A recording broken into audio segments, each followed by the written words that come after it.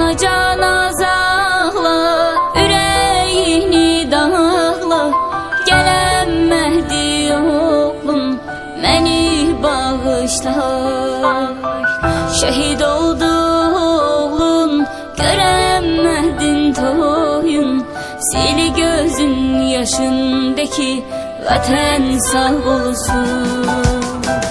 Gözü yaşlı yarim, qalmayıbdı halim. Bu dünyadan köçtü sevgili yarim. Belə olsun bil ki, istəməzdim mən də, üzülməzdin sən də, məni bağışla.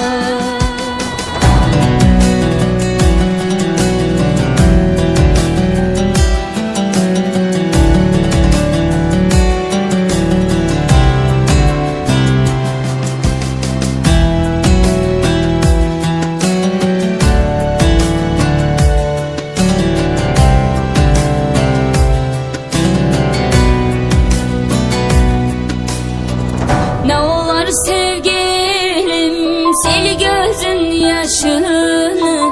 Sen dik tut başını, vətən sağ olsun.